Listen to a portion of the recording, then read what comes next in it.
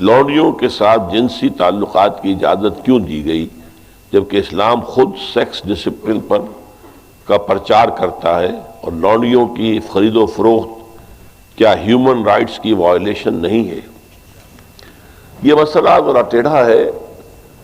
ایک تو یہ کہ لونڈیوں کے تصور کو صاف کر لیجئے کہ اسلام میں صرف وہ لونڈی جائز ہے جو خالص اسلامی جہاد کے نتیجے میں پرزنرز آف وار کی حیثیت سے آپ کے پاس آئے۔ یہ نہیں ہے کہ کسی آزاد لڑکی کو، عورت کو پکڑا اور اسے زبردستی جو ہے وہ کہیں بیچ دیا اور وہ غلام ہو گئی، یا جیسے کہ امریکنوں نے کیا تھا کہ ہزاروں ویسٹ افریقن کنٹریز سے یہ حبشیوں کو پکڑا اور ان کو لے جا کے وہاں پر جو ہے منڈیوں میں بیچ دیا۔ یہ نہیں، یہ جائز، حرام، بالکل حرام۔ البتہ ایسی اگر شکل ہے کہ جنگ ہو رہی ہے آپ کے اور کفار کے مابین، اب اس میں جو پی او ڈبلیوز آ گئے ہیں، دو راستے ہیں، یا تو کنسنٹریشن کیمپس میں رکھیں گے انہیں، وہ آپ کی معیشت پر بہت بڑا بوجھ ہو جائے گا، اور پھر ان کی زندگی بھی اب نارمل ہوگی۔ وہاں نہ مرد کے لیے کوئی امکان ہے کہ کوئی اس کی جو ہے طبیعت کے اور جنسی تقاضے پورے ہو سکے، نہ عورت کے لیے امکان ہے۔ اس کے لیے اسلام نے تجویز کیا کہ انہیں معاشرے میں تقسیم کر دیا جائے، ڈسپرس کر دیا جائے۔ معاشرے میں جائیں گے، وہ کسی کا غلام بن گیا ہے، کسی کی لونڈی بن گئی ہے۔ اب ان کو حکم دیا گیا جو خود کھاتے ہو وہ انہیں کھلاؤ، جو خود پہنتے ہو وہ انہیں پہناؤ، اور ان سے اگر کوئی سخت کام لینا ہو تو اس میں خود بھی شریک ہو جاؤ۔ انہیں یہ احساس نہ ہو کہ چونکہ ہم غلام ہیں تو ساری سختی ہم پر ہی ہے۔ اور ان کے لیے بھی پھر یہ کہ نیکی کے کاموں کے اندر یہ ہے کہ ان کو آزاد کر دینا، یہ بڑی نیکی کا کام ہے۔ کوئی مرد کہتا ہے صاحب میں اتنے 1000 روپے آپ کو دے دوں گا محنت کر کے، کمائی کر کے، آپ مجھے آزاد کر دیں، اسے مکاتبت کہتے ہیں۔ یہ معاہدہ ہو سکتا ہے اور آپ کو اس کا معاہدہ قبول کرنا ہوگا۔ پھر وہ لونڈیاں جو ہے وہ پھر ان مالکوں کے تصرف میں آتی ہیں۔ وہ منکوحہ بیویاں نہیں ہیں، دو کیٹیگریز علیحدہ ہیں جو ہم نے پڑھ لیا ہے سورہ معارج میں بھی اور سورہ مومنون میں بھی۔ والذین هم لفروجہم حافظون الا علی ازواجہم او ما ملکت ایمانہم۔ تو یہ دو کیٹیگریز علیحدہ ہیں، بیویاں ہیں، منکوحہ بیویاں، اور یا پھر جو تمہاری ملک یمین ہو، لونڈیاں ہوں۔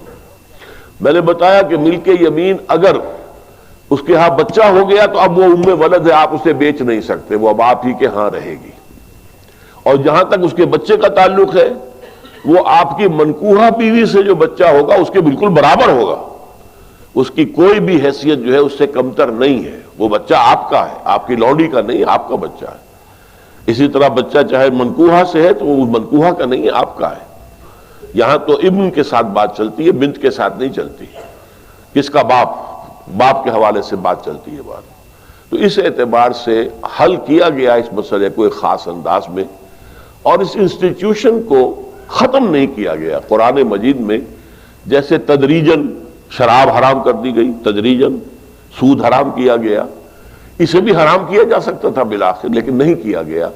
اس کی وجہ کیا ہے؟ میرے خیال میں یہ ہے کہ اس دنیا کے آخری دور میں جس کا اب آغاز ہو رہا ہے، خالص اسلامی جہاد بھی ہوگا، کفار کے ساتھ جنگیں ہوں گی، مقابلے ہوں گے، اور اس میں پرزنرز آف وار کے لیے یہ راستہ جو ہے کھلا رکھا گیا ہے تاکہ اس وقت جو ہے سچویشن صحیح تو طریقے پر اس کو حل کیا جا سکے۔ ھذا ما عندی والعلم عند اللہ۔ یہ بھی ہو سکتا ہے کہ کسی کی لونڈی، یا آپ ہی کی ایک لونڈی بھی ہے اور ایک غلام بھی، آپ ان دونوں کے اندر شادی کرا دیتے ہیں، اب وہ میاں بیوی ہو گئے، اور یہ کہ اب آپ پر حرام ہے وہ بیوی، وہ جو لونڈی ہے، آپ اس کے ساتھ کوئی جنسی تعلق نہیں رکھ سکتے۔ آپ نے اجازت دے دی تو گویا کہ اپنے حق سے آپ دستبردار ہو گئے، آپ نے غلام کے نکاح میں اسے دے دیا۔ اس میں البتہ یہ ہے کہ پھر ان کی اولاد جو ہوگی وہ غلام ہی ہوگی، باپ بھی غلام ہے، ماں بھی غلام ہے، تو ان کی اولاد غلام ہوگی۔ یہ انہی کی اولادیں ہیں کہ جو ہمارے معاشرے کے اندر آپ کو معلوم ہونا چاہیے کتنی بلندی تک پہنچی ہیں۔ خاندان غلاماں جو ہندوستان میں اسلام کی پہلی حکومت قائم ہوئی، کون تھے؟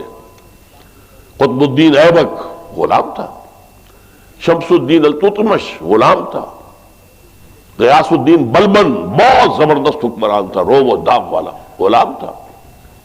یہ غلام خاندان تھا۔ خاندان غلامہ کے نام سے آپ نے ان کی تاریخ پڑھی ہے۔ اور اس وقت مصر میں بھی ممالک کی حکومت تھی. مملوک کہتے ہیں غلام کو، ملکیت ہوتا ہے وہ اپنے آقا کی. تو ممالک کی حکومت تھی بہت بڑی.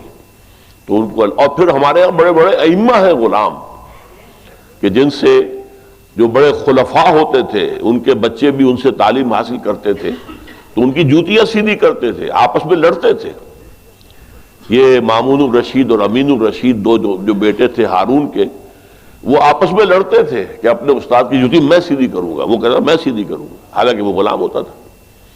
تو یہ اسلام نے سٹیٹس دیا ہے انہیں، اور بہت ہی خوبصورت انداز میں اپنے معاشرے میں ابزارب کر دیا ہے.